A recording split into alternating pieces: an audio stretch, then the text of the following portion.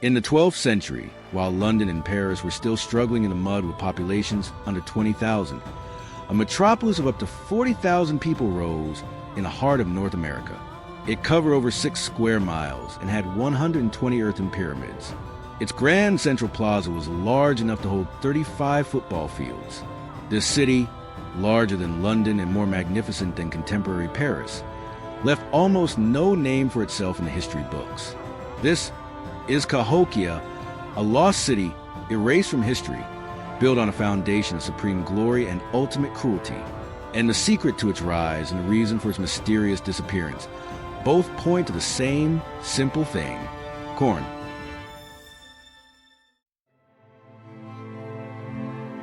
For Cahokia, corn was a divine blessing. Archaeological research reveals a precise starting point. Around 1000 AD, a new, highly productive maize variety, perfectly adapted to the valley's long-growing season and climate, was introduced. What followed, with stunning clarity in the archaeological record, was a population explosion within just a few generations. This miraculous plant provided an unprecedented food surplus, freeing a massive labor force from the fields. It was this demographic boom, fueled entirely by corn, that provided the capital for Cahokia's rulers to achieve their greatest miracle. They began to reshape the very earth itself, creating man-made mountains. Their construction showcases an astonishing level of social organization. The central structure, Monk's Mound, the largest prehistoric structure in North America, has a base that surpasses the Great Pyramid of Giza. It was built with over 22 million cubic feet of earth, all carried by human hands in over 15 million baskets from miles away, a process that took generations and over 200 years to complete. At its summit once stood a massive wooden palace, the residence of the paramount chief and the political heart of the city, visible from miles around. This core area, which included Monk's Mound and the Grand Plaza, was a carefully planned, sacred space to protect and isolate it. The Cahokians also built a 2-mile-long defensive palisade from 20,000 timber logs. This great wall stood 15 feet high, with regular watchtowers and bastions, and was urgently rebuilt 4 times during the city's short history. This palisade served 2 purposes: to defend against outside enemies, and to separate the ruling elite who lived within its walls from the commoners who lived outside. This not only proves their advanced engineering skills, but also hints at the immense external threats or intense internal social conflicts lurking behind the city's peaceful facade. And the only capital to sustain all of these massive projects was the enormous food surplus generated by the corn harvest. In fact, to build their city, the Cahokians felled all the giant trees within a radius of several dozen kilometers. In the city's later period, timber may have been even more precious than the copper or shells brought from distant lands.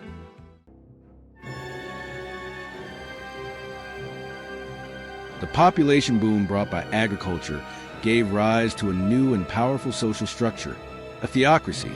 An elite class emerged, their power derived not from bloodlines, but from a sacred contract. They were responsible for communing with the gods to ensure the stability of the corn harvest, and in return, the people offered their labor and loyalty. To fulfill this contract, they wielded 2 ultimate tools: science and death. Their science was embodied in the precise observatory known as Woodhenge. This American Stonehenge, made of massive red cedar posts, had one primary purpose: to accurately calibrate the seasons, providing a foolproof agricultural calendar for a city almost entirely dependent on corn. Their use of death, however, was fully revealed in 1967 with the excavation of Mound 72. Archaeologists discovered the burial of an elite leader who lay on a cape shaped like a falcon, made from over 20,000 exquisite marine shell beads. This birdman figure likely represented a warrior who could travel between the physical and spiritual worlds. His grave goods were lavish, including over 800 pristine and used arrowheads from various regions, a roll of pure copper from the Great Lakes, and large amount of mica and obsidian. But his most horrific grave goods were human. In one large pit, archaeologists found the skeletons of 53 young women, all sacrificed at the same time. In another pit, 4 men were buried, their heads and hands brutally severed, possibly rival chieftains displayed as trophies of war. In total, Over 250 skeletons, mostly young female sacrifices, were found in the mound group. Cahokia's grandeur was built on a rigid, ruthless social structure that held human life in terrifyingly low regard.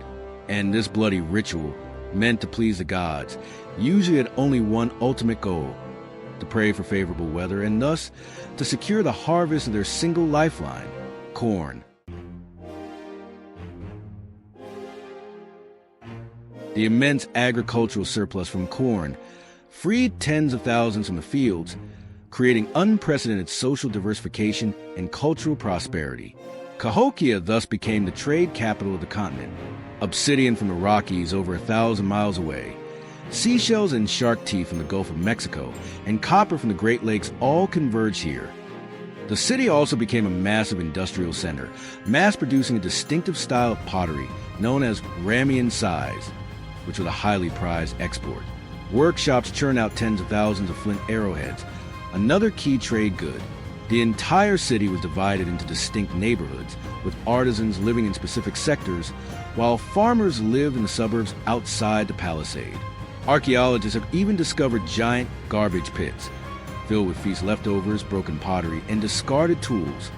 This prehistoric trash provides the most valuable clues for understanding their daily lives. With wealth came power and violence. Their warriors wielded deadly obsidian-edged clubs. A popular sport known as chunky was more like a ritualized mock war that could decide political fortunes, and archaeological evidence even points to ritualized cannibalism used to intimidate their enemies. At the same time, the elite class also consumed a ritual beverage known as black drink, a caffeinated energy drink brewed from the Yupon holly plant, which was imported from the Gulf Coast over 1,000 kilometers away. And all of this complex culture was driven by the surplus energy that the corn harvest provided. But this seemingly prosperous division of labor was a double-edged sword, hiding a fatal vulnerability. As society grew more specialized, the vast majority of the urban population lost the ability to produce their own food.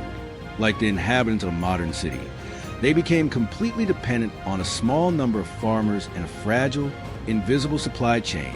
The entire magnificent civilization became an inverted pyramid, balanced precariously on the single point: a successful corn harvest.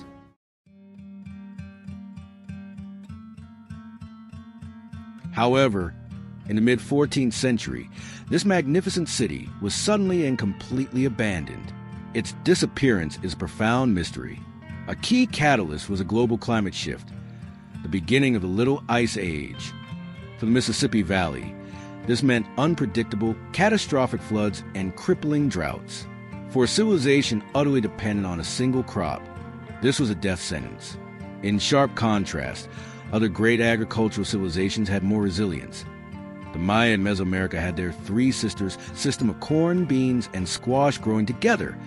Ancient China had rice in the south and millet in the north, providing a dual security. Cahokia, however, had only corn. Analysis of skeletal remains from the city's final period reveals widespread evidence of anemia, cavities, and death from infection, suggesting that the population explosion, poor sanitation, and an over-reliance on a corn-only diet led to a massive health crisis. Environmental archaeology, meanwhile, shows that massive deforestation led to severe soil erosion and devastating floods, which destroyed their farmlands and broke their fragile agricultural system in an instant. One can imagine that when natural and man-made disasters struck and the paramount chief, the brother of the sun, could no longer secure the harvest through bloody sacrifice, a profound crisis of faith and social revolt was almost inevitable. And as Cahokia's central power weakened, the surrounding tribes that once paid it tribute may have risen in rebellion, accelerating the great city's collapse.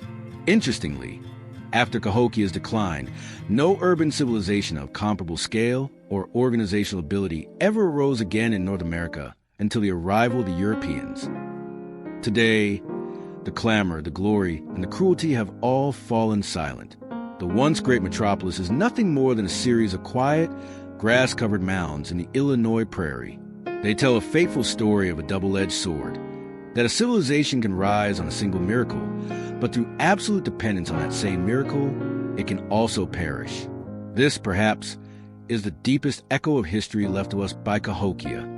like and subscribe, and join us as we decode the DNA of the next great civilization.